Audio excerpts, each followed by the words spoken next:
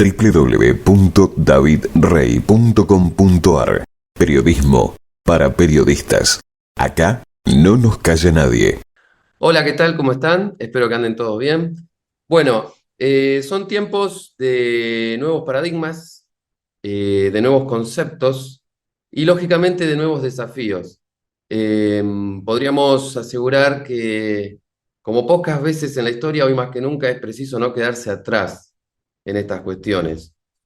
En este sentido, hay dos conceptos que cada día cobran más relevancia en nuestra actualidad.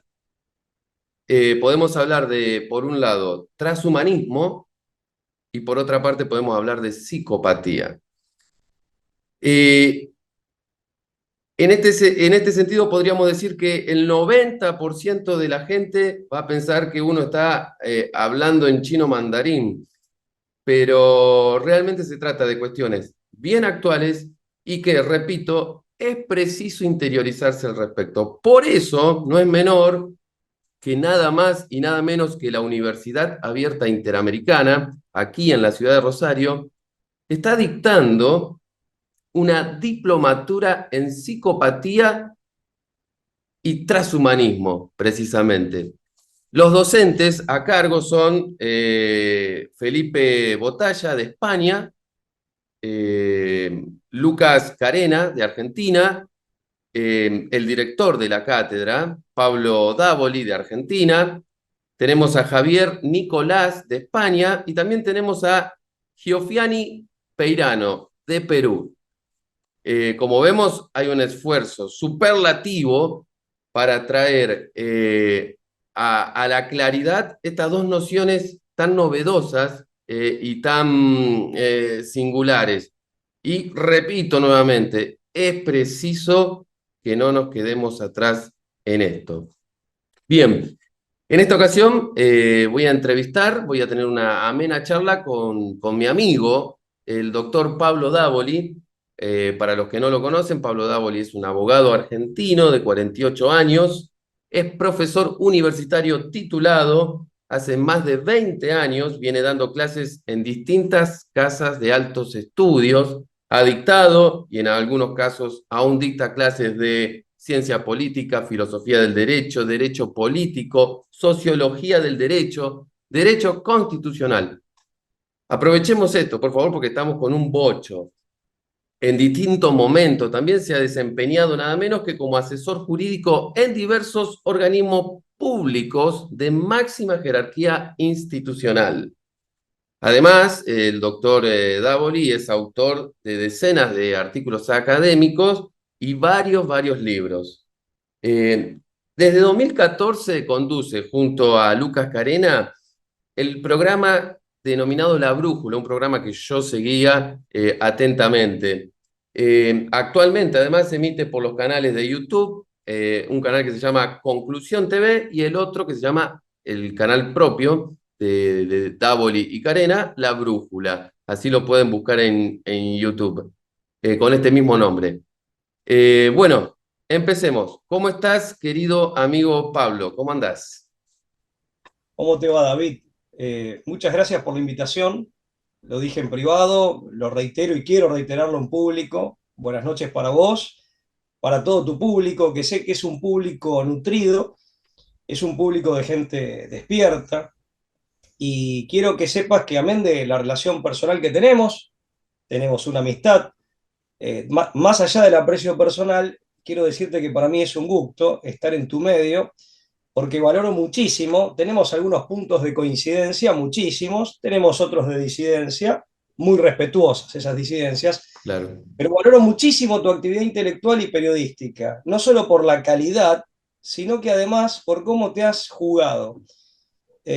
Conozco de cerca ciertas vicisitudes por las que has tenido que atravesar recientemente, cuando digo recientemente, hablo en términos de años, pero bueno, recientemente. Y esto lo quiero poner en valor, lo quiero poner de manifiesto frente a tu propio público. Así que te agradezco muchísimo la invitación en este espacio. Gracias, realmente, Pablo, muy considerado de tu parte.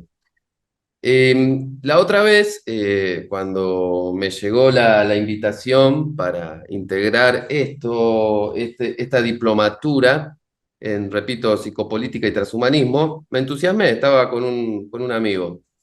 Qué bueno, digo, qué interesante. Interesado, mi amigo me dice, ¿qué cosa? Y yo le digo, mira, van a dar una diplomatura en psicopolítica y transhumanismo. Me miró como si estuviera hablando en chino mandarín. Es preciso traer a un lenguaje profano estos dos conceptos. Y me gustaría que empecemos por lo que a mí en lo particular ahora más me interesa. ¿Cómo podríamos, Pablo, explicar llanamente qué es el transhumanismo y por qué es vital saber de qué estamos hablando? Sí, es cierto, genera cierta perplejidad, ¿no? Y a veces pasa eso de ponerle palabras difíciles a fenómenos que en definitiva, en mayor o en menor medida, son conocidos por todos, o por la gran mayoría. Pero ciertamente que aquí hay ya una expresión más técnica, una denominación más técnica, y hay, digamos, un intento de, digamos, de comprensión profunda. Por psicopolítica, a grandes rasgos, y también atendiendo a tu pedido, que me parece más que razonable, por psicopolítica podemos entender básicamente el arte de la manipulación de opiniones, emociones, sentimientos, pulsiones instintivas y finalmente estados de ánimo, actitudes, reacciones, eventualmente el comportamiento de un grupo humano. O sea, básicamente es el arte de la manipulación. El arte de la manipulación, como su propia palabra lo indica, psicológica, más allá de que esto de psicológico, desde luego, tiene toda una multiplicidad de frentes o de costados, digamos, desde los cuales se puede, o a través de los cuales se puede abordar o se puede realizar llevar adelante esta técnica de control y de manipulación. Y en cuanto al transhumanismo, es una corriente cultural, más que nada ideológica, que ya tiene varias décadas, aunque en las últimas décadas o en los últimos tiempos ha cobrado mucho más vigor y mucha más difusión, pero concretamente de lo que se intenta es de una supuesta, y esta palabra es clave, una supuesta mejora de la condición humana, de lo que somos en tantos seres humanos, supuesta mejora, a través de, digamos, la manipulación tecnológica del cuerpo. Básicamente la incorporación o la aplicación de determinadas tecnologías a nuestro propio cuerpo. Se trate de ingeniería genética, nanorobótica, etcétera. La interfase con computadoras, es decir, con ordenadores informáticos, básicamente todo un arsenal tecnológico que vendría de algún modo no solo a ser utilizado por el hombre o no solo vendría, digamos, a incorporarse en nuestra cotidianeidad, sino que la idea sería incorporarlo en el sentido literal, ¿no? De meterlo en nuestro cuerpo y pasar a formar parte del mismo, o al revés, que ese arsenal tecnológico pase a formar parte de nosotros mismos, pero llevándonos incluso a una suerte de, a ver, insisto, siempre desde el supuesto ideológico del transhumanismo, nos Sí. conduciría a una suerte de condición pretendidamente superior. Y esto da lugar a lo que se conoce como posthumanismo, ¿no? Al menos en cierto sentido de la expresión. Pero a grandes rasgos esa sería la definición. Por eso te digo, y sobre todo hablando de psicopolítica, sobre todo en lo que a la psicopolítica, digamos, refiere, que no se trata en el fondo de algo nuevo o de algo que el público en mayor o menor medida no conozca. Lo que sí vamos a intentar es una comprensión profunda, una comprensión científica, un conocimiento científico al respecto, y bueno, lógicamente eso siempre involucra las palabras técnicas, digamos, la terminología técnica correspondiente. Entendido. Mencionaste la tecnología supuestamente al servicio de una mejora humana de las relaciones humanas. ¿Cómo podríamos hoy identificar de qué estamos hablando? ¿Cuáles son esas tecnologías que se proponen para, tecnologías y técnicas que se proponen para, en teoría, mejorar las capacidades del ser humano? Y te pregunto, ¿ya hay algo que se haya demostrado en este sentido? Mira, el transhumanismo está, la pregunta tiene dos partes, ¿no? Y ambas Sí, son interesantísimas. En cuanto a los objetivos, o si se quiere, en cuanto a qué consiste esa supuesta mejora, fíjate que responde un paradigma eminentemente, por un lado, individualista, pero por otra parte, materialista. Básicamente se trata de mejora de capacidades que tienen que ver con la utilidad, con la fuerza o con la obtención del placer, ¿no? O sea, hay una suerte de tendencia a potenciar o incrementar capacidades a los efectos de obtener una mayor capacidad para obtener o para disfrutar del placer, para obtener mayor capacidad física o mayor capacidad intelectual en el sentido de procesamiento de la información y por eso mayor utilidad. O sea, en definitiva, capacidades que tienen una finalidad o utilitaria o hedonística. Por eso siempre el utilitario vinculado, lógicamente, a la utilidad, como la propia palabra lo indica, y lo hedonístico vinculado al principio del placer, o digamos a esta tendencia, a este afán de obtener placeres y gozar de los mismos. En este sentido hay una mirada, o es el producto de una mirada eminentemente materialista, además de individualista. Por otra parte, está la idea de la longevidad y eventualmente de la inmortalidad. Y ahí pasamos, o sea, evitar la muerte, evitar la enfermedad, por supuesto, y ahí pasamos a la otra pregunta, ¿no? Ahí encontramos el puente. Hay mucho de ciencia, pero por sobre todas las cosas hay mucho más de ideología mezclada con utopía. O sea, en el transhumanismo hay, digamos, podemos encontrar ciertamente que ciencias físicas, ciencias biológicas, en definitiva, ciencias de esos campos, pero con una muy buena dosis o, digamos, profundamente impregnadas de una mirada que ante todo es ideológica por un lado y utópica por el otro. En el fondo hay un intento de sustituir lo humano como tal, como si lo humano cayera en una suerte de obsolescencia. ¿Eh? Pero insisto, claro, esto se ve desde una perspectiva en donde lo humano queda reducido al cuerpo humano, es decir, a la dimensión estrictamente material, biológica o corporal. Entonces, con esa mirada materialista ya partimos de un reduccionismo. Viendo al hombre con esa lente reduccionista que acota el hombre o reduce el hombre a lo que sería nuestra dimensión corpórea, y con este criterio que también es materialista, utilitario por un lado, hedonístico por el otro, en definitiva, en ese sentido se entiende la mejora y eso conduce a pensar que el humano tal como lo conocemos, o el humano como tal en sentido estricto, estaría entrando en obsolescencia y vendría a aparecer, digamos, bueno, el cyborg o, digamos, un humano genéticamente modificado que sería un transespecie, o sea, ya no sería propiamente hablando o en sentido estricto un humano. Por eso ahí le abrimos la puerta al poshumanismo, ¿no? A una cierta concepción del poshumanismo. Y en este sentido decimos, hay ciencias, sí, ciencias físicas o del campo de la física, de la biología, de la química, por supuesto, lo involucramos ahí, pero ante todo hay mucha ideología, mucha utopía y mucha voracidad de poder. ¿Por No qué, solo de placer y de utilidad, sino de poder, ¿no? por qué mencionás que hay mucha ideología? Porque se parte de una concepción del hombre que no responde al hombre real y que se tiene por única, dogmáticamente. Creo que hay dos características del pensamiento ideológico. Un divorcio con la realidad que normalmente consiste en un reduccionismo. Y ese reduccionismo consiste en, a su vez, la absolutización de algo en desmedro de los otros aspectos o de las otras dimensiones que son desconocidas. En este caso, el hombre es reducido a su dimensión corporal, es reducido, insisto, a su dimensión corporal. Esta dimensión corporal es absolutizada como si Ujú. fuera lo único existente y, por supuesto, lo único importante desde esta perspectiva, y se desconocen todas las demás facetas, aspectos y finalmente dimensiones del ser humano y de su vida, de su existencia, de su tránsito por este mundo, ni hablemos de la vida en el más allá. Por eso se busca un remedio también de la inmortalidad, ¿no? Justamente es buscar aquello que, digamos, quienes, quienes creemos en el más allá y tenemos un sentido de trascendencia, es buscar el sustituto de eso, pero en este mundo, una suerte de paraíso terrenal que aparte es un paraíso para pocos, porque Ujú. todo esto en definitiva son, digamos, es todo un arsenal tecnológico cuya elaboración, producción y distribución se hace de acuerdo con, digamos, las reglas o la lógica del negocio, ¿no? Ujú. Del negocio en el sentido más utilitario y más puro y duro del término.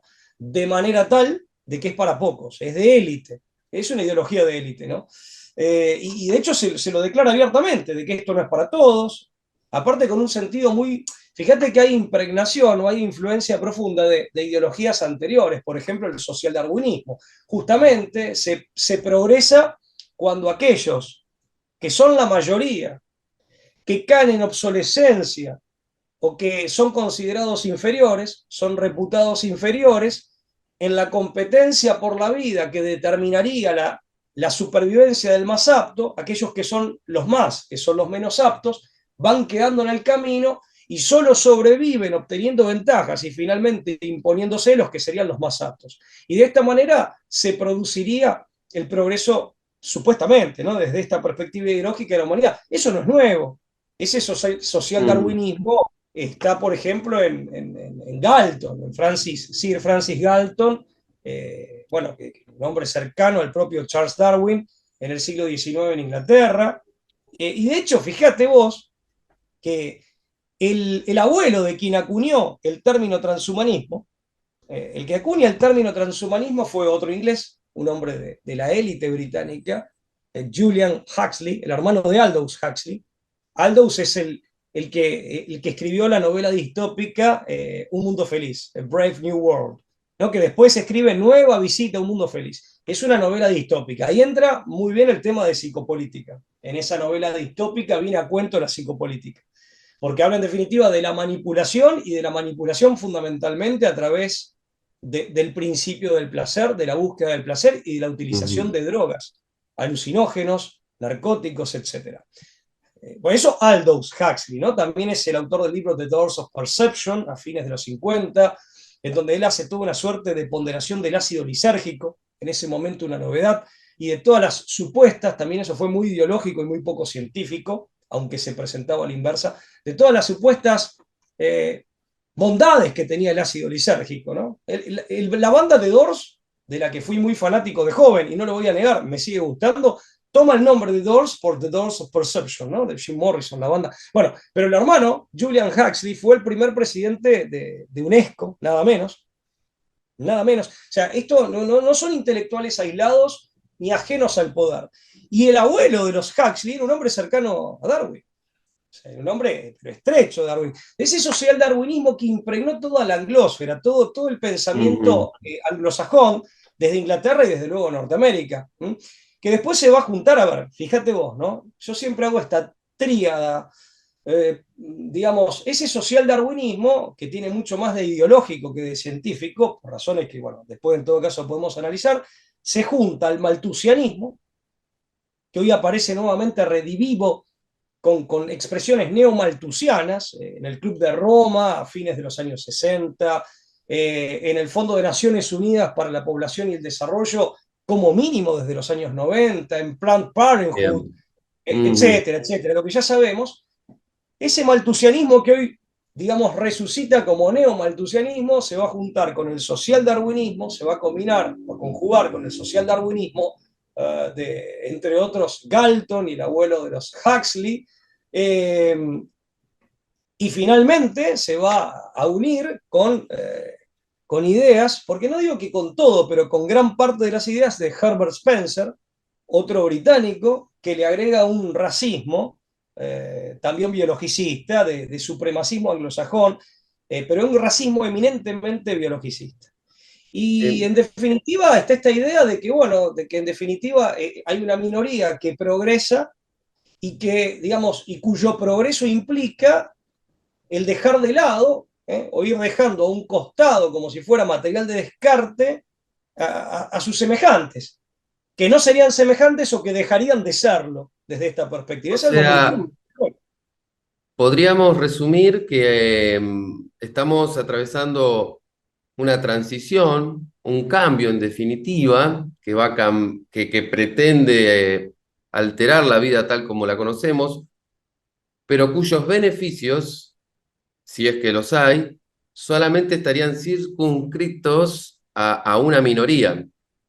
A una Es minoría decir, de élite que tiene el poder, ante todo económico y después en otras facetas o aspectos del poder, justamente para acceder a esos supuestos beneficios, como Ujú. muy bien dijiste vos, porque ahí hay dos grandes cuestiones. La Y, cuestión, digamos, de si esto realmente es un beneficio o es algo bueno, aún para estos sujetos que tienen estas intenciones, y la otra cuestión es la vinculada, digamos, a decir, bueno, esto sería para pocos e implicaría marginar y dejar de lado, como si se y tratara de material de descarte, a las grandes mayorías. Pablo, te consulto.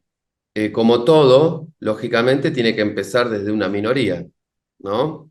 Y no hay posibilidad no ves una posibilidad de que a futuro los supuestos beneficios de esta mezcolanza tecnológica con lo biológico eh, pueda ser diseminada a la mayoría de la población. En un principio, solamente los más acaudalados podían utilizar, por ejemplo, te doy un ejemplo, ¿no? Un teléfono celular, cuando eran los gorditos, ¿te acordás? Hoy todo el mundo lo tiene. En un principio fue una selecta minoría la que pudo acceder a ese beneficio, por decirlo de alguna manera, empezó de ahí y hoy lo tenemos todos. ¿No es posible que a futuro, en el caso de que no sea malo el transhumanismo, sus beneficios puedan ser abarcados por la mayoría de la civilización? Mira, el sistema económico global, expresión esta que utilizo en el sentido más amplio de la expresión, en el sentido más flexible y generoso de la expresión, lejos de tender a un efecto derrame, que tantas veces ha sido prometido, tiende exactamente a lo contrario, ¿no? Tiende a, digamos, a la concentración cada vez más grosera y cada vez más indisimulable. Esto se puede ver en lo financiero, en lo atinente a recursos económicos estratégicos y a rubros enteros de la economía, que son neurálgicos, y lo va a suceder en todo caso con la implementación de estas tecnologías, más allá del daño que tal vez en otro orden de cosas se provoque a sí mismo el que las incorpore, es agigantar aún más esa brecha. De hecho, ya nadie promete el efecto, por lo menos en el ámbito del transhumanismo no hay nadie, ya se parte de la premisa de que ese efecto derrame, que no se ha verificado ni siquiera con la producción alimentaria, con la comida, con algo tan vital, tan de toda la vida, como eso, con la comida, menos se va a producir, ya ni siquiera se lo promete. O sea, yo creo que ahí hasta, es muy buena la pregunta, nunca me lo habían hecho, y ha sido todo un desafío reflexionarla mientras me lo comentás, pero lo primero que, mientras me la formulás, pero lo primero que se me viene a la cabeza es decir, che, no, nunca escuché a ningún transhumanista, o no he leído a ningún transhumanista plantear, como sí han planteado, muchas veces de muy buena fe, más allá de que yo creo que erradamente, una suerte de efecto derrame, decir, bueno, cuando se llene la copa de arriba va a derramar, bueno, ese efecto que no lo vemos en otras áreas, acá ya directamente ni se lo promete. Se parte de Ujú. la base de lo contrario. De hecho, si lo lees a Yuval Harari, que es el transhumanista tal vez más célebre, al menos digamos, para la difusión pública, aparte un hombre que ha disertado como gurú estrella o como disertante estrella en el Foro Económico de Davos, es un hombre que ha sido consultado por el presidente Obama en su momento, por la canciller Angela Merkel en Alemania, o sea, un hombre vinculado al poder, es un historiador israelí, Yuval Harari abiertamente dice que esto va a ser para pocos, que esto va a generar una suerte de elitismo y viene a agudizar un elitismo ya existente, porque el elitismo ahora es de clase. O sea, ni siquiera va a ser, lo plantea en términos tan terribles como diciendo que las nociones o categorías, muy discutibles por cierto, muy discutibles, harto cuestionables de raza superior, raza inferior, incluso quedarían pequeñas para describir la brecha que según él se va a generar, y él habla de especie superior.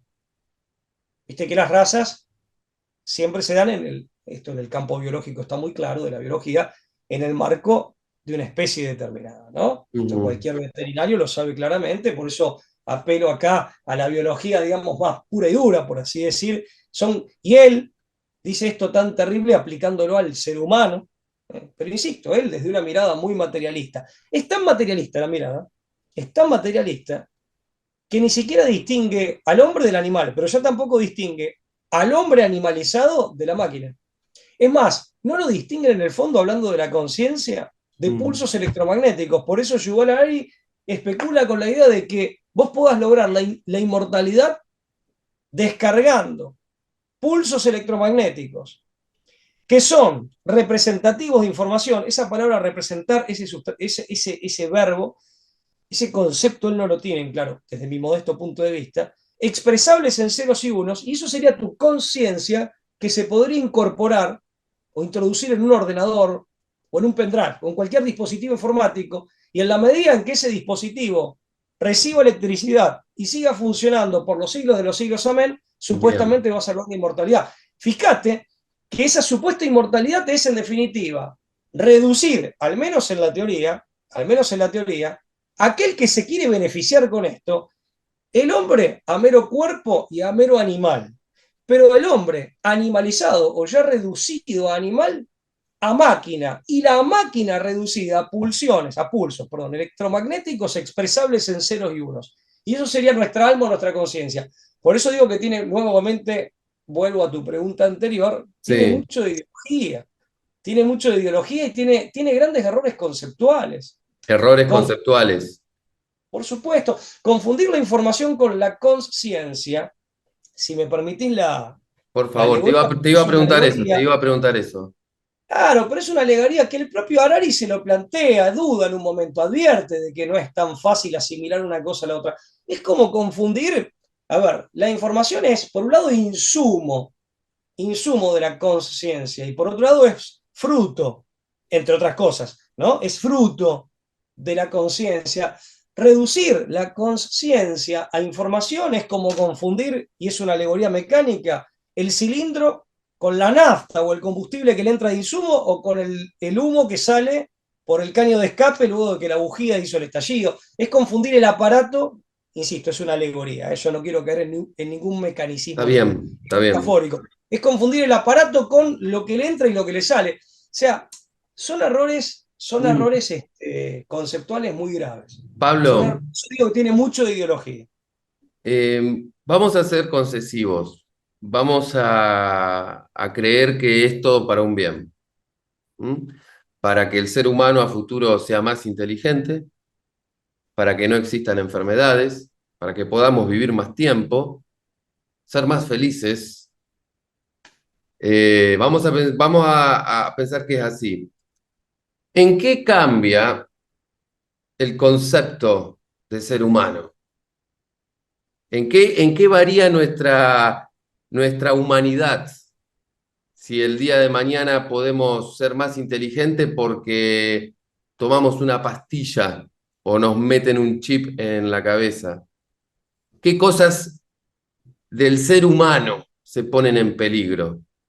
Si, siendo condescendientes con el transhumanismo, efectivamente se busca la mejora del ser humano, aunque sea para una élite en principio.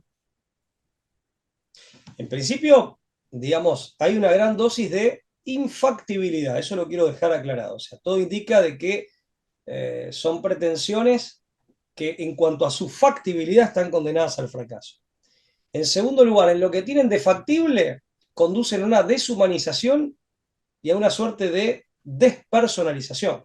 Difícilmente uno pueda ser feliz enajenándose de sí mismo y terminando enajenándose de su propia condición humana, para quedar, insisto, reducido a animal con todo el respeto y el aprecio que los animales me merecen, de hecho, o peor aún, a máquinas.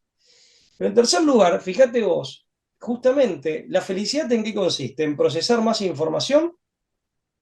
Yo creo que no. Yo creo que ciertamente que la capacidad para procesar información es muy útil a diversos efectos, pero a diversos efectos, es decir, aquello que en definitiva hace a nuestra felicidad, aún en este mundo, ni hablemos del umbral posterior a la muerte y el paso a la inmortalidad, tiene que ver con esos otros efectos que son los que quedan sin definir. Mirá, aquí el problema es, me parece, lo que denuncia Heidegger en la carta sobre el humanismo tempranamente. En definitiva, el hombre de nuestra época es un hombre que está dotado de razón técnica, es capaz de inventar cosas útiles, pero no puede responder, es terriblemente ignorante, no puede responder, por ejemplo, qué es la felicidad, qué me define como humano, para qué existo o para qué existimos. Son dos preguntas vinculadas, pero dos preguntas distintas, si bien están vinculadas.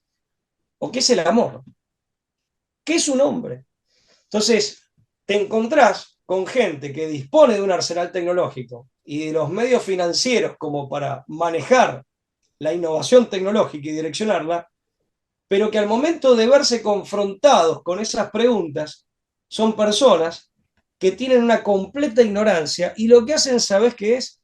Seguir un instinto que puede ser de poder, de búsqueda de placer, de querer vivir por seguir viviendo, por el instinto de supervivencia individual, que está completamente desordenado porque no está iluminado por la razón, porque no tiene brújula, porque no hay nada que lo ilumine, ya no hay razón metafísica, porque no se puede responder a esos interrogantes sin razón Ujú. metafísica, que es lo que se abandonó. Hay razón científica, pero razón científica en su mínima expresión, porque es al servicio de la razón técnica. ¿Sabés qué somos? Monos, o qué son monos con navaja. En cuanto a la determinación de los grandes objetivos, no hay respuesta profunda a ninguna pregunta. De hecho, ni siquiera se hace la pregunta, querido amigo, porque preguntarse qué es la felicidad, por qué existo y para qué es una pregunta filosófica. Lo mismo que preguntarse por la justicia o Ujú. preguntarse acerca de cómo debemos vivir.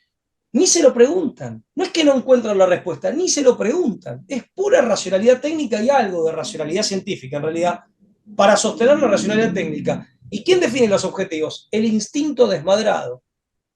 Puede ser la voracidad de poder, la adicción al placer o el hecho de que quiero sobrevivir por sobrevivir.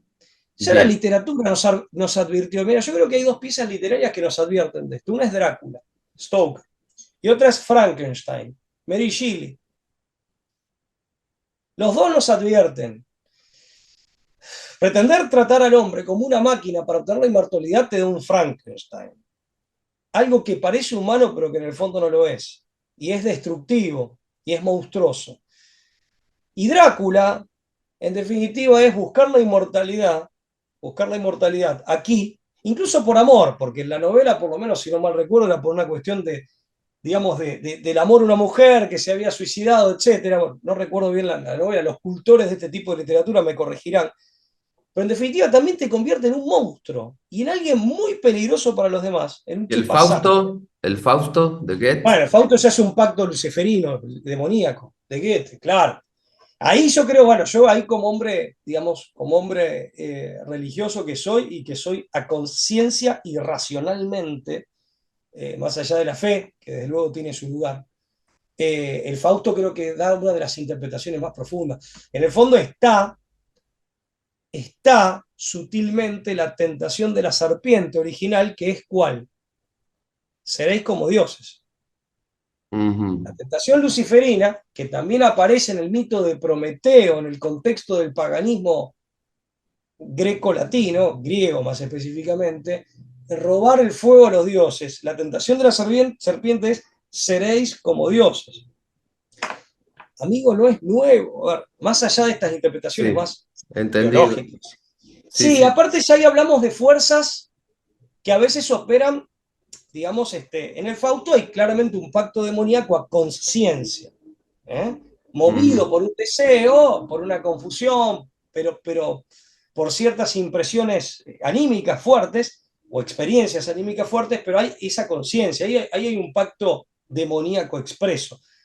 Muchas veces estas fuerzas intervienen sin que, digamos, el humano, que sin advertirlo, sin apercibirse de ello, entra, digamos, en Mm. comercio con ellas o queda bajo su influjo, no las advierte con claridad. Y en esto, para que vean que se le puede dar una lectura más científica, obviamente, desde teorías que también han recibido críticas, no necesariamente por esta razón, pero, por ejemplo, yo me acuerdo siempre de un psicólogo, psiquiatra, médico, que me parece un hombre muy lúcido, más allá de que algunas de sus posturas yo no las comparto, que fue Carl Gustav Jung, eh, bueno, psiquiatra, psicoanalista suizo.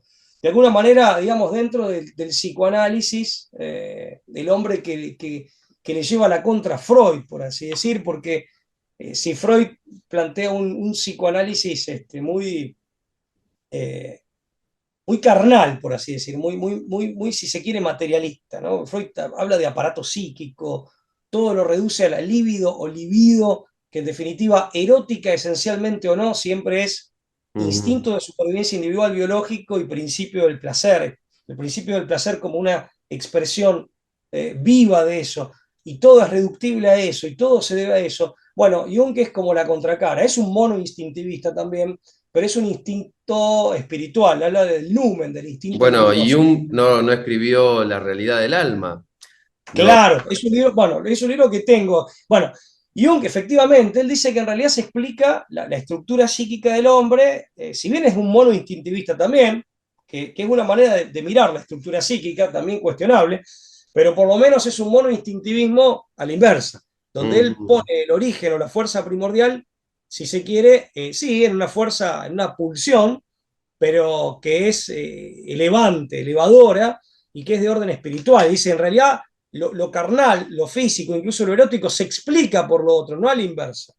Eh, Jung lo que plantea es que, viste que él habla del inconsciente individual, perdón, del inconsciente colectivo, idea desafiante, está muy interesante, que estaría como una napa subterránea, digamos, como alimentando, ¿no? Pero debajo de nuestro inconsciente individual, justamente el proceso de la sabiduría y del ascenso espiritual es un proceso de individuación, pero él dice que debajo del inconsciente colectivo, o mejor dicho, operando en el lecho del inconsciente colectivo, que primero está el de estirpe y después el de toda la humanidad, ¿sí?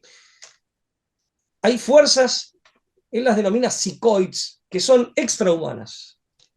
Yo tengo un artículo viejo que escribí hace muchos años que me animé con este tema, que se llama Ángeles y demonios en nuestra psiquis, ¿no? Es un poco también esto de decir, hay fuerzas que van más allá de lo humano, preternaturales, diría la teología católica, que ejercen un influjo, del cual muchas veces no somos conscientes, ¿no? Bueno, por eso digo, no necesariamente es un pacto fáustico, aunque a veces es algo traído a la conciencia y tiene mucho de pacto fáustico. Y Jung bueno, no ahí podemos hablaba de pasar los a plano de arquetipos. análisis mucho más profundo, ¿no? Mucho más profundo. Los griegos, fíjate, el otro día con un psicólogo que me pasó en un curso, me decía, pero los griegos pensaban que el mal era externo. Le digo, el problema del mal atormentó, entre comillas, a los griegos, pero los atormentó en el sentido de que realmente los dejaba perplejos, ¿no? Incluso Aristóteles, un hombre tan genial como Aristóteles, que es parte de esa doctrina del mal como privación del bien, en el fondo como Ujú. déficit ontológico, como imperfección del ser, pero Aristóteles se llega a plantear por el origen del mal y la naturaleza del mal. Aristóteles, por ejemplo, y se llega a fijar en expresiones mayúsculas del mal, por ejemplo, el asesino serial, los crímenes de un psicópata, la perversidad del psicópata. Digo porque a veces leemos los clásicos, pero los leemos mal, fragmentadamente. Pero los griegos, a ver, le digo, querido amigo, le digo, es que el mal en el fondo es humano en el sentido, al menos en cierto nivel, es humano en el sentido de que aparece, figura en nuestro obrar, forma parte de nuestra cotidianidad más allá de las expresiones mayúsculas o minúsculas que tenga. Pero es profundamente antihumano, inhumano, es decir, ajeno a la naturaleza humana y antihumano, nocivo para la naturaleza humana, porque en el fondo es como un, si se me permite la expresión, como un deshilachamiento, un agujero en la naturaleza humana. Es algo que en este sentido, y ahí los griegos no se equivocaban en esa percepción, en español podemos distinguir el ser del estar. Viste que el verbo to be en inglés no te permite. Tenés Claro, que claro. distinguir si sos lúcido en el contexto. Nosotros sí, es algo que está en el hombre, que uno le hace lugar también, ¿eh? Uno le hace lugar y ahí hay una responsabilidad, por supuesto. Está, pero no es de la condición humana. Es algo que está como se puede deshilachar este saco que tengo puesto, deformar y finalmente agrietar. El agujero es la parte del saco donde ya no hay saco. Está en el saco, pero es el no saco, es el no ser. Ujú. En realidad el no ser no es, que también lo decimos bien en castellano. No es. Es la imperfección ontológica de un ser imperfecto que el mal corroe. Bueno, este tema, yo creo que mirándolo así más filosóficamente, podemos explicar lo que pasa con muchos de estos hombres, que no digo que tengan necesariamente mala intención, pero son hombres dotados de arsenal tecnológico, de mucha racionalidad técnica, de capacidad financiera, son de élite, Y, pero en el fondo es gente muy ignorante que no sabe responder para qué vivimos, qué somos. Y esto es un peligro. Monos con navaja. y Sí, vos, sí, justamente en un momento de tu ponencia dijiste que todas las proposiciones de estos monos con navaja, como los hacen llamar, están conminadas al fracaso. ¿Mm? Sin embargo, actualmente esta corriente, esta moda, ¿cómo la ves? ¿Están con viento en popa? ¿Le están poniendo mucho entusiasmo? ¿Están invirtiendo mucho en ello? ¿O simplemente va al fracaso directamente? no, no, pero fracaso es en el sentido de no obtener la felicidad, en el sentido de no obtener de no desplegar una una verdadera acción perfectiva del hombre. Fracaso en Excelente, ese sentido. Yo no dije fracaso en términos de poder. O entendido. sea, se Y, va a fracasar en el sentido de que están buscando algo que en lo personal me permito concluir, no meramente suponer, sino concluir, más allá de la posibilidad de error, que no van a lograr. Si hablamos de esos grandes objetivos, porque ni siquiera nos saben definir la felicidad. Pero ese yerro ya viene de antaño. Si lees a los bien. utilitaristas ingleses, te das cuenta que están, y lo digo con modestia, pero para hablar con contundencia y brevemente, están en la nebulosa total. Y eso lo puede saber una persona de pronto que no será tan leída, como decían las abuelas antes, sobre todo en el campo, pero que conservan el sentido común y el Ujú. núcleo esencial de su humanidad intacta. Por eso es tan importante preservar gente y comunidades donde los grandes valores de la humanidad se preserven intactos, aunque de pronto sea gente que tenga otras falencias que habrá que solucionar. Bueno, pero más allá de todo está este paradigma que apunta al mejoramiento del ser humano o a la felicidad, está combinado al fracaso. Vos, a estos artífices, ¿cómo los ves? ¿Los ves con mucho poder, con muchas ganas, con mucha influencia? Eh, o es una minoría conspiranoica, por decirlo de alguna manera? No, tienen poder, a ver, forman parte de círculos de poder, a veces por propia pertenencia, por propio linaje o nacimiento. En otros casos, porque son amanuenses del poder, Están y hay viento una... en popa. ¿Cómo? Están viento en popa ellos. Sí, sí, en otros casos son outsiders, pero bueno, a través de ciertos centros de estudio, ciertas universidades, se vinculan al poder, les prestan sus servicios, son como amanuenses del poder, legitiman los desmanes que se hacen desde el poder, las injusticias y los atropellos que se cometen, y Ujú. es música para los oídos, porque de pronto el tipo que comete atropellos o que protagoniza abusos se siente como si fuera parte del progreso de la humanidad, o sea, encuentra una justificación, Bien. por lo tanto, ante sí mismo. Pero creo además, ahí hay un connubio muy interesante, y están los que ya están adentro. Pasa que ese proceso de concentración no es solo de riqueza, hay un proceso de concentración en élite que abarca centros de estudio también.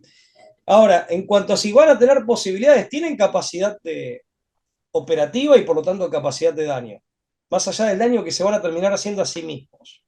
Pero tienen capacidad de daño para dejar, digamos, digamos, dañar a los demás, eso seguro, más allá de las intenciones.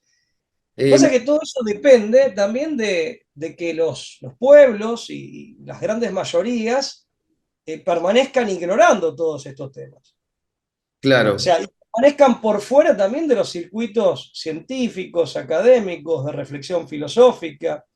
Ahí hay un problema grande. O sea, yo creo que esos grandes desmanes o atropellos de élite se producen porque hay grandes mayorías que están o embrutecidas, o muy relegadas, o muy distraídas, Ujú. o muy engañadas, y ahí interviene la psicopolítica. O sea, A eso iba. muy manipuladas, claro, muy narcotizadas. Entonces, en ese sentido, David, a ver, yo siempre rescato mi condición de hombre común. ¿no? A veces te preguntan, che, no, soy un hombre común. Primero porque es cierto, no estoy fingiendo nada. Soy un hombre de Rosario, vos me conocés, de clase media o lo que queda de ella, un trabajador. Una de las cosas que voy a esgrimir en mi defensa cuando me toque comparecer arriba es que trabajo de domingo a domingo y estoy legítimamente orgulloso de eso y me gusta definirme como un trabajador. Lo he heredado de mis padres, de mis abuelos. Eh, no me privo, por supuesto, de disfrutar de mi familia, de mis amigos, aunque estos me recriminan con razón que les debiera asignar más tiempo, eso es cierto. Mm, Entonces soy un hombre común. El hecho de que vos, que creo que también te cabe la misma definición, que seamos gente que esté hablando de estos temas, un día como claro. hoy a la noche, toda la gente que nos está mirando y que después va a replicar el video, que lo va a hablar, hasta para criticarnos, demuestra de que la actitud contraria. Decir, mire, no tenemos que estar, a ver, en la tontería uno puede estar para distraerse, un rato. Pero lo importante de la vida pasa por otros carriles, máxime en épocas como la nuestra, en donde los desafíos que nos confrontan son muy grandes. Y esas élites, yo tengo dos palabras, David, para Sí. esas élites que son malas élites, porque podría haber algunas buenas, pero son malas élites. ¿Por qué? Porque aquellas que provienen de una comunidad determinada han traicionado a sus pueblos, es decir, al resto de la comunidad a la que pertenecen. Por eso también, entre otras cosas, se han hecho cosmopolitas. Incluso este problema afecta a los países del así llamado tercer mundo. Ahí aparece el tema de las élites traidoras, que, por ejemplo, eso lo dice un sociólogo norteamericano, Christopher Lasch, escribió mucho en los 70, en los 90, muere en los 90. Las élites traidoras. Claro, él viene de una superpotencia, Estados Unidos, y dice, aquí hay una élite traidora. ¿A quién? Al propio Estados Unidos. Contexto donde aparece la globalización como tal, los 90, se le pone el nombre. Y después están las élites usurpadoras, que en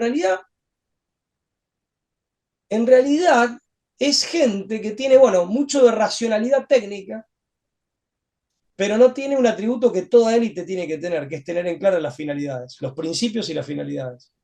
Entonces hay dos, la élite traidora y la élite usurpadora, Ujú. que muchas veces es lo peor reemplazando a lo mejor, lo peor reemplazando a lo mejor. A veces es lo mejor, y aparece la élite traidora, lo mejor corrompido. Acordate de los medievales, corruptio, optimi, pésima. ¿Mm? O sea, la corrupción de lo mejor es lo peor. Cuando se corrompe aquel que tenía dotes de conducción, de liderazgo y por lo tanto de élite. Cuando ese se corrompe, el mal que hace es mucho mayor del que puede hacer un hombre que no poseía esa vocación y todas esas condiciones y capacidades. Bien. Y Entonces, pero esas élites no podrían hacer nada, absolutamente nada, o muy poco, si no hubiera grandes mayorías que no se activaran y que no generaran en su propio seno las nuevas élites, los nuevos liderazgos que tienen que salir del seno de los pueblos. Aparte, en esta era, esto lo pueden estar viendo en Helsinki y lo pueden replicar mil veces, en Berlín, en Moscú, en Brasilia o en La Paz o Sucre o Lima, Perú. Los pueblos tienen que eh, funcionar nuevamente como matriz de nuevas élites que sigan consubstanciadas con esos pueblos y entrar en contacto entre sí. Acá en Hispanoamérica, hablando en castellano, desde Norteamérica, México y algunas partes de Estados Unidos hasta Tierra del Fuego, y yendo a la península ibérica, hablamos el mismo idioma. La plataforma geopolítica hispana, la hispanósfera, como le dicen ahora, es una caja de resonancia magnífica. Este video lo puede ver perfectamente argentinos, peruanos, chilenos, bolivianos, españoles, mexicanos, ujú, ecuatorianos, paraguayos, etcétera, etcétera, etcétera. Eso tiene un poder de expansión enorme. Pero bueno, si cortamos esto y decir, no, yo solamente me quiero divertir, yo prefiero cerrar los ojos. Ojo, es cierto que hay verdades que abruman y la cotidianeidad nos complica. Todos tenemos que llegar a fin de mes y poner el plato de comida en la mesa. Está claro. Pero también hay que dedicarle tiempo a estas cosas. También tenemos que claro. dedicarle tiempo a estas cosas. Eso era una de las preguntas que te quería hacer. Como vos decís, es todo un mar denso de información que hay con todo esto. Hay que, llenarse de entusiasmo y de valor para adentrarse en todo esto, con tantos conocimientos nuevos. Eh, y ya sabemos que todo esto se va a circunscribir a muy poca gente, la gente que quiera conocer bien esto. Entonces yo te pregunto, ¿cuál es el riesgo que corren aquellas personas que prefieran pasar desapercibido ante este viento de cambio que propone el transhumanismo o bien la psicopolítica? ¿Cuál es el riesgo de decir, no, esto a mí no me interesa, o que lo estudien los otros?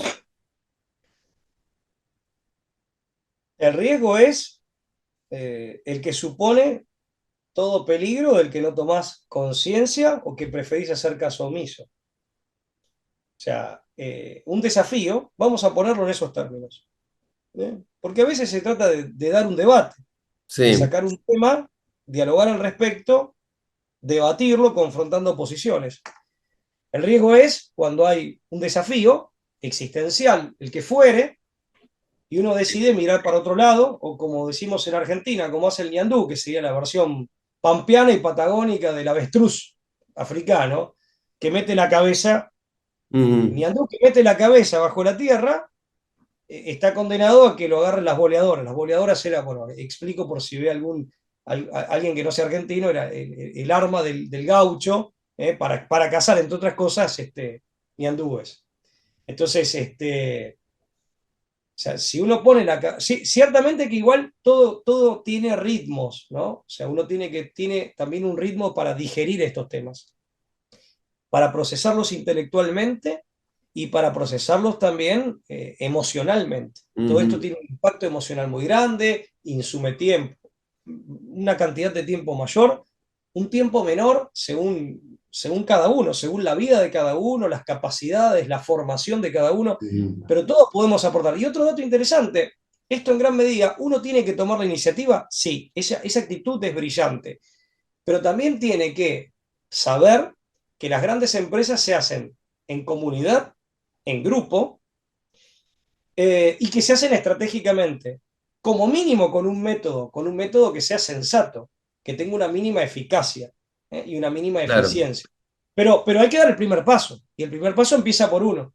Después es como vos y yo, David. Nosotros nos conocimos, de hecho fuiste vos el que me buscaste a mí años atrás. Che, mira, a este tipo le interesa este tema. Ah, voy a hablar con él. Y vos tenías un programa de radio y me invitaste. Y vos tomaste la iniciativa. ¿Qué claro. haces? Empezás a vincularte con gente que al menos esporádicamente o con algún tema Ujú. vos ves que tenés una coincidencia o que puedes sumarte a un esfuerzo que vos venías haciendo con tu programa de radio. Y lo hiciste con esa mínima sensatez, con esa mínima capacidad de organización. Mínima digo porque es el ejemplo es mínimo, no estoy diciendo de vos. De vos es Claro, admirable claro. toda la tarea que desplegás, que eso no es mínimo, está Ujú. claro. Me refiero al ejemplo puntual que estoy dando. Bueno, pero hay que hacer un cambio de actitud, hay que hacer un cambio de actitud. Y en todos los ámbitos, David, en el virtual, en la calle, con nuestros compañeros de trabajo, en nuestros Ujú. respectivos gremios, sean sindicales, sean profesionales, profesionales cuentapropistas, sean empresariales, etcétera, Ujú. académicos, escolares, etcétera, iglesias. ¿Sabes Te- cuánta gente está ansiosa de hablar estos temas? De escuchar y también tiene algo para decir y que nos haga aprender a todos. Para mí me sorprende, pero bueno, a veces es cuestión Bien, sí. bien, bien, bien, bien. Tengo acá el programa de la Diplomatura de Psicopolítica y Transhumanismo, que como dijimos se dicta en la Universidad Abierta Interamericana. La modalidad, ya lo vamos a explicar, no es presencial, sino es online. Este, y bueno, hay un módulo que dice la corrección política. Me llamó la atención. Esto está dentro de lo que es psicopolítica. ¿Por qué hay un apartado específico para tratar eso que particularmente a mí tanto me molesta en los políticos, en los periodistas, en las personalidades públicas, en los imbéciles también? Siempre mantener la corrección política. decir, no pasarse, no decir la verdad, muchas veces en función de esa corrección. ¿Qué, qué papel juega en todo esto que estamos viendo acá, dentro de la psicopatía, de psicopolítica, perdón, la corrección política? Era, juega un papel enorme. Esas unidades están a cargo de los dos profesores españoles, los profesores Felipe Botalla y Javier Nicolás. Y es un papel enorme porque concretamente, digamos, en apretada síntesis, se Sí, establece un pensamiento único que es, por un lado, ideológico, pero al mismo tiempo interesado, y como lo dijiste muy bien, que no obedece a la verdad, que no le claro, tributa ningún respeto, que ni siquiera busca reconocerla. Y en definitiva lo que hacen es no solo establecer un pensamiento único, divorciado de la realidad, y volvemos al transhumanista Harari, que te dice incluso de la ciencia te dice que ya no tiene que ver con la verdad, tiene que ver con el poder. O sea que se podría mentir en nombre de la ciencia, según Harari, y seguiría siendo ciencia, cosa que nunca se ha admitido, es bueno, completamente cualquier lo persona que con hemos sentido vivido común. estos últimos 3 años Bueno, es mentir en nombre de la ciencia. evitar la censura del video, David, pero claro, pero, a ver, y no en vano la censura ha sido tan descarada. Ahora, Claro, justamente, lo que claro, menos ha habido es respeto, no solo por la ciencia en sí, sino por, y es una manera de respetar la ciencia y finalmente la verdad, porque la ciencia es al menos un camino de acceso a la verdad, o por lo menos a cierta parte muy importante de la realidad, muy importante de la realidad. O sea, no se ha respetado siquiera el método científico, en aspectos que son elementalísimos del método científico. Se ha elementalísimo. hablado de consensos que han sido construidos arbitrariamente o que tenían mucho de artificial, por no decir que eran consensos mentirosos, ¿correcto? Porque se habían instalado mediante la seducción, la presión o eventualmente la coacción y silenciando descaradamente a todo aquel que pensara distinto y que ofreciera argumentos o Claro. que siquiera hiciera preguntas, al menos. Entonces, se trata de un falso consenso, prefabricado, artificial y, por cierto, muy mentiroso y vacío. Eso es completamente no solo anticientífico, es una actitud puramente ideológica al servicio de determinados intereses y genera relatos. No genera ni teorías, ni doctrinas, ni sistemas de creencias, genera relatos, meros relatos. Entonces, lo políticamente correcto establece un pensamiento único, insisto, en apretadísima síntesis, de naturaleza eminentemente ideológica en este sentido de la expresión, que es un sentido malo de la expresión. La Ujú. palabra puede tener otros sentidos, pero en este sentido de la expresión, que además establece una manera de hablar y establece temas o campos temáticos. Están los que se pueden tocar y los que no se pueden tocar. Yo te dije, ojo David, que no te censuren el video. Te digo, bueno, están los que se pueden Claro. tocar. Genera un frame. Alguien de los medios te diría generar un frame de temas. Y genera todo un código terminológico que anula incluso el sentido de las palabras, la vitalidad de la lengua, que es, volvemos al tema de las comunidades y los pueblos. Las lenguas son un fruto cultural de las comunidades, son vivas. A ninguna real academia de ninguna lengua o academia oficial de ninguna lengua se le ocurrió que ella es la fabricante de la lengua, ni de la semántica. Es exactamente al revés. Es simplemente reflejar con orden y con método, cualquier profesor de lengua, profesora de lengua lo sabe, cualquier maestra de primaria que ha tenido un buen magisterio lo sabe, lo que está vivo en una comunidad histórica, comunidad de lengua, que es histórica, que normalmente es una comunidad nacional o un grupo de comunidades nacionales, como somos las Aquí, naciones hispanoparlantes. Entonces, perdóname, cierro con esto. Se establece no solo una manera de pensar, pensamiento único, sino un frame de temas de los que se puede hablar, temas que hay que hacer como que no existen, aunque el elefante esté en el medio del dormitorio, del living comedor o del living comedor, y se establece una terminología y mecanismos de censura muy estrictos. Y acá, señores, una cuestión fundamental es pensar con el cerebro propio, tener honestidad y coraje intelectual, hablar con respeto, sí, pero el primer respeto es la franqueza. El primer respeto o la primera manifestación de respeto es la franqueza, es hablar desde la buena fe, con honestidad. Después están las otras reglas del respeto, por supuesto, por supuesto. Y además, en definitiva, saber que uno habla para compartir en la búsqueda común dialógica de la verdad. ¿Se entiende? O para compartir algo que uno siente, que en todo caso, sí, desde luego tiene un contenido verdadero, pero que es como experiencia individual, ¿no? Personal. Y aquí entre las cosas que hay en el módulo este en cuestión que van a tratar los amigos españoles, algo que a mí me atormentó cuando estudiaba periodismo y te lo enseñaban como lo bueno, como la gran cosa, el gran progreso humano. Qué honrado me siento de haber escuchado siempre eso con suma desconfianza, suspicacia, mejor dicho. La Escuela de Frankfurt y su decisiva aportación a la corrección política, justamente, ¿no? Qué estudiado que está todo esto. Sí, Qué estudiado que está todo esto. Pero bueno, algunos se dan cuenta, otros no. La gran mayoría lamentablemente lo acepta. Y algo que me gustaría señalar, mencionás la corrección política justamente como una censura permanente, como una violencia al buen entendimiento entre las personas, con lo trágico que es esto para el desarrollo humano. Y si esta gente es la que propone luego el transhumanismo, y entonces prendamos las alarmas, ¿no es cierto? Es bueno, para, son los mismos, es decir, en realidad es como que de una matriz sale la otra, ¿no? No es que sean exactamente las mismas personas porque claro, pertenecen a distintas épocas, pertenecen a distintos, en el caso de los intelectuales, distintos campos científicos, pero sí claramente hay una coherencia y hay puentes, hay una estrecha conexión. Y sí, David, muchas veces son los mismos en sentido estricto. ¿Eh? ujú, O sea, sí, sí, sí. exactamente.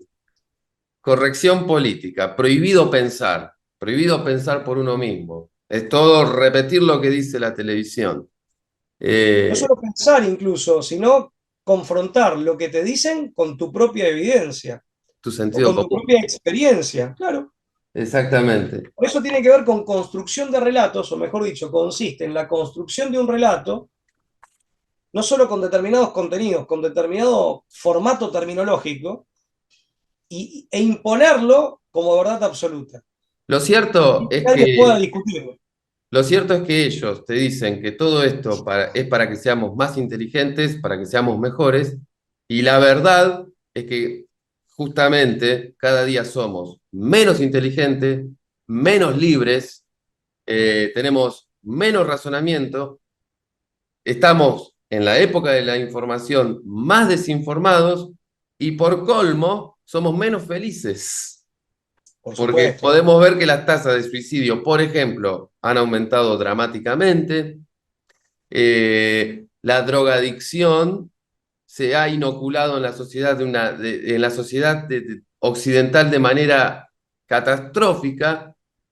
Somos menos felices. Te proponen una cosa, la verdad que se puede ver, la verdad tangible, la verdad verdadera, es todo lo contrario. Eh, ya hablamos de cuáles son los riesgos de estar al margen de esto que se viene. Eh, pero ahora, para finalizar, querido Pablo, me gustaría que me digas, bueno, ¿cuáles son las ventajas de estar despierto? ¿Cuáles son las ventajas justamente de hacer la diplomatura, por ejemplo, de psicopolítica y transhumanismo? ¿En qué nos vemos beneficiados?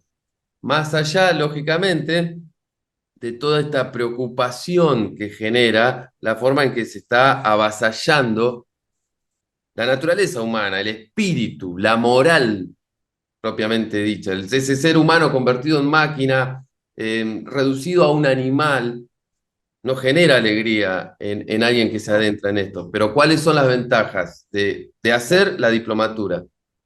Y ahí lo voy a parafrasear nuevamente, o a citar, mejor dicho, a Harari. No solo un animal hackeable. Porque entre las paradojas, o mejor dicho, contradicciones de esta gente está que ellos parten de la premisa, por lo menos Harari, de que no tenemos libertad, de que la libertad es una ficción.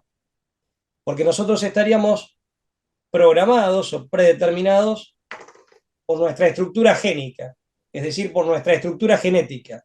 Y entonces también, si no tenemos libertad, también entonces podemos ser objeto de la manipulación genética de un tercero que siempre va a ser el más poderoso en persecución de sus objetivos que están determinados por un deseo que a su vez proviene de su propia programación genética. Con lo cual ellos niegan la libertad en vos para actuar como gente poderosa sobre vos, pero también la niegan en sí mismos y si quisieran ser coherentes tendrían que admitirla si alguien se los hiciera a ellos. Es una cosa muy loca, por así decir, como se dice, como dicen los chicos Claro, ahora. claro, claro. ¿Cuáles son las ventajas?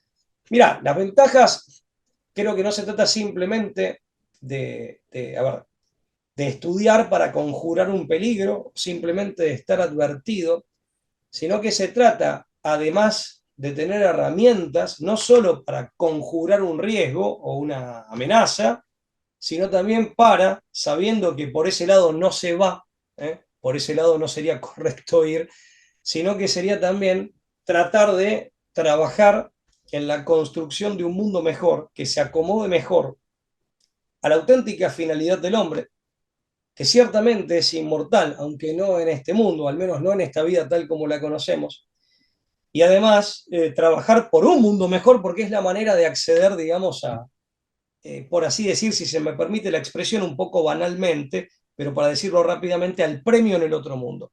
Entonces, no se trata simplemente de estar alerta, de conocer para conjurar una amenaza, sino también se trata de conocer para construir un mundo mejor, para tratar de ser mejores cada uno de nosotros. Y esto lo mido en un término muy sencillo, que es la mirada ética de la diplomatura, el concepto de la dignidad de la persona humana, que es lo que aquí, en estas corrientes, se ve desconocido, invisibilizado, o sea que no se ve, y es abiertamente mancillado, primero conceptualmente y después en la práctica. Nosotros reivindicamos la idea abiertamente de que el ser humano, por su propia naturaleza, por su destino, tiene una dignidad especial que es primero el propio ser humano el que tiene que reconocerla y abonarla. Entonces no es simplemente evitar un mal, que eso está muy bien, o conjurar un peligro, sino tener herramientas para, conjurando ese peligro, ir en el sentido contrario, en la construcción de un mundo mejor que se adecue mejor a la dignidad humana y a su finalidad, que no es solo en esta vida, sino en la otra también. Muy bien. Esa es la Y algo, reflexión final. y algo no menor de la importancia de no quedarse atrás en todo esto es también formular una resistencia a todo esto que pretende avasallarnos. Me parece que es, en cierto modo, resumiendo Sí, sí, todo sí, lo que sí. Es una mencionaste. resistencia que rechace. Sí, sí, sí. Yo, en lo que a mí respecta, quiero felicitarte a vos, a tus colegas, los voy a mencionar otra vez, Felipe Botalla de España, Lucas Carena de Argentina, que me gustaría entrevistarlo alguna vez porque me parece una persona brillante, otro rosarino, por cierto, a Javier Nicolás de España y a Giofiani Peirano de Perú, que son los docentes, junto con vos, que sos el director, a cargo. Y también quiero felicitar y ponderar sobre todo, a la Universidad Abierta Interamericana por ofrecer esta diplomatura que a muchos va a servir para justamente resistir, ayudar a resistir, a despertar gente respecto de esto que quiere reducirnos, te robo esta expresión y ya la voy a usar siempre, a animales hackeados. Es de Arari, en realidad, no es mía, pero creo que eso lo delata, es una confesión. Y como decimos los abogados, a confesión de parte, relevo de prueba.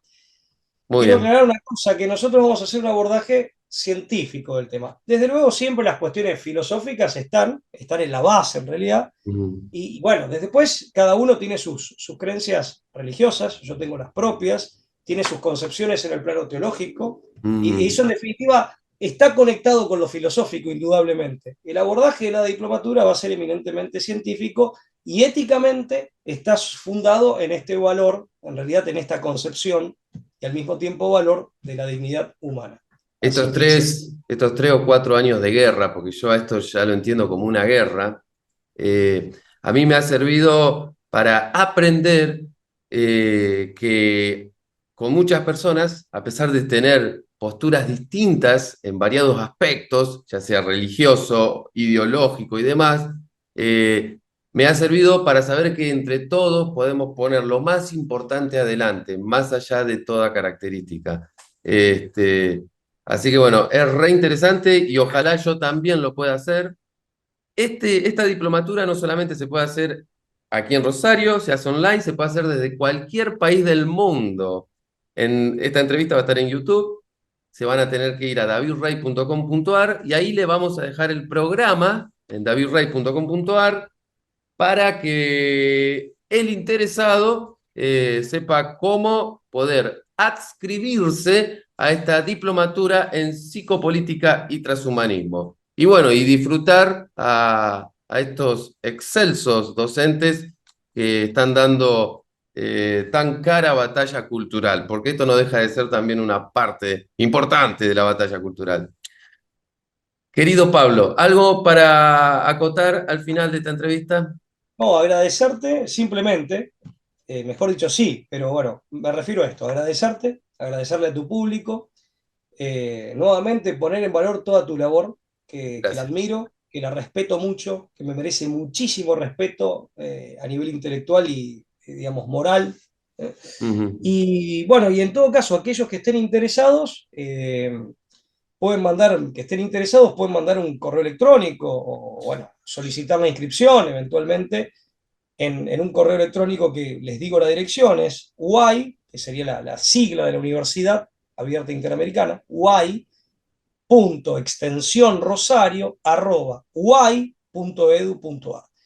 Muy bien. Ahí, bueno, personal de la universidad, de extensión universitaria, que, bueno, insisto, también pongo en valor lo que dijiste vos y lo hago propio, obviamente, mi gratitud porque han sido muy generosos con nosotros al brindarnos este espacio, así que Es mi gratitud. valiosísimo y Sí, nada más y nada menos que una universidad de alto prestigio, ¿no? Como la Universidad Abierta Interamericana, este, nos conceda este espacio. sí, Es de muy valioso. reflexión, de análisis, de No estamos diálogo, de acostumbrados a debate, porque escuchar esto, al seguramente va a contrario, haber debates. no sé Y si la te idea es sumar pasa. en el público masa crítica, en el sentido de aspiramos a tener cursantes, bueno, que cada uno venga a buscar lo que quiera. En esto somos, bueno, nosotros somos cultores de la auténtica libertad, o sea, mejor dicho, somos cultores en serio de la libertad.